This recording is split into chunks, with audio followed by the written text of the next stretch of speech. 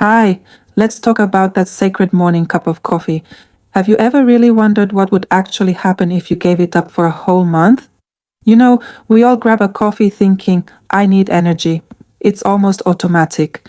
But here's the question we're going to start with. Does coffee actually create energy, or is something else going on, something a bit sneakier inside our brain?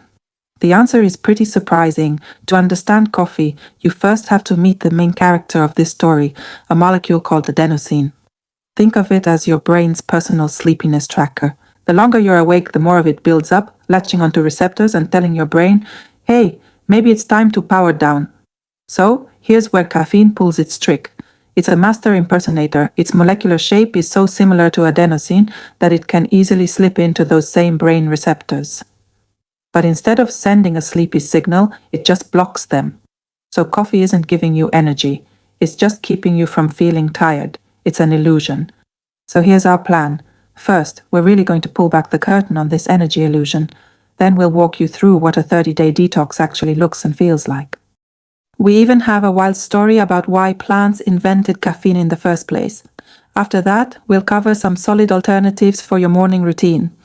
And finally, we'll help you figure out if maybe taking a break from coffee is something you should try. All right, section 1, coffee's energy illusion. I love this idea of borrowing energy because that's exactly what's happening. You're basically taking out a high-interest loan on your future energy. Your brain is smart. It's no fool. It starts to notice, hey, all my sleepy receptors are constantly being blocked. So what does it do? It creates more receptors to try and hear that adenosine signal. And that, right there, is why one cup of coffee eventually stops working. And this leads us straight into what's called the tolerance trap. Does this sound familiar? You remember that first cup that made you feel like you could conquer the world, but now you need a cup just to feel, well, normal? That's the trap. It's a cycle where you need more and more just to get back to baseline. So what if you decide to get off this merry-go-round? What actually happens when you try to break that cycle? Well, welcome to the 30-day journey. Let's walk through it. I won't lie, the first couple of days can be tough. Within about 12 to 24 hours, withdrawal can hit you like a ton of bricks. All those extra receptors your brain built are suddenly wide open and adenosine comes flooding in. This is where you get those infamous headaches, the grumpiness, and that feeling like you're trudging through mud. But hang in there because by days 3 to 5, your body starts to adapt.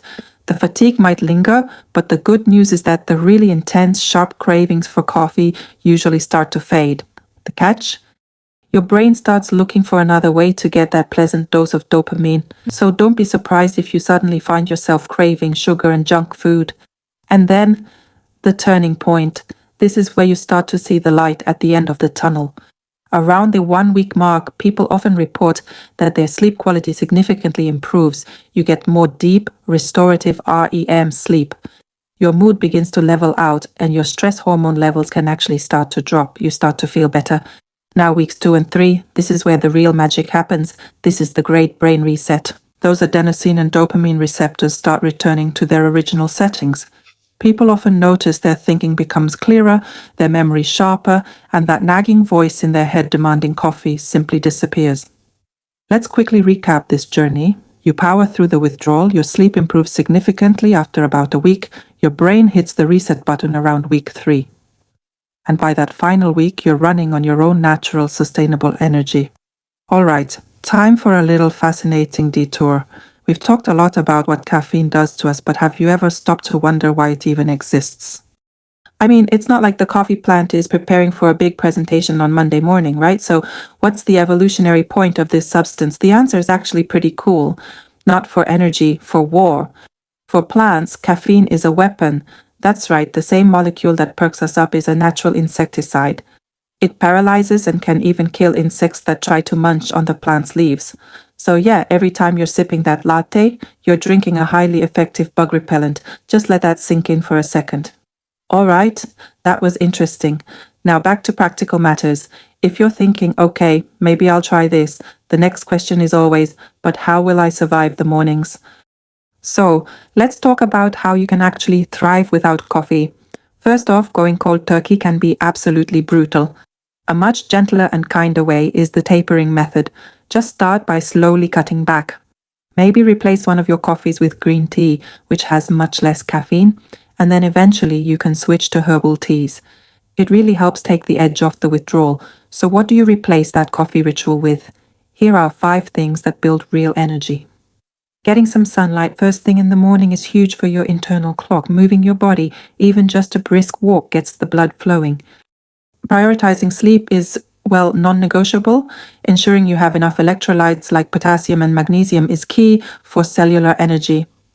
And of course, fueling your body with good whole foods. These aren't quick fixes. These are the actual building blocks of energy. So we've covered the what, the how, and the why. All this leads to the final and most personal question. Is this 30-day experiment something you should actually do?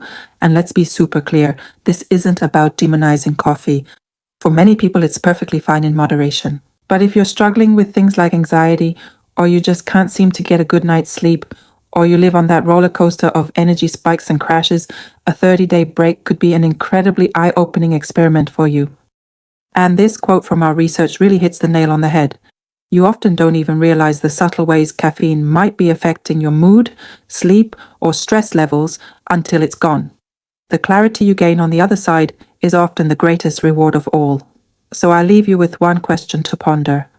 Is your coffee serving you, or are you serving it? A little break might be the only way to discover the real answer. Dear friends, if you enjoyed this video, please give it a thumbs up and don't forget to subscribe to this channel so you don't miss new helpful videos for you. If you have any questions, write them in the comments. And stay healthy.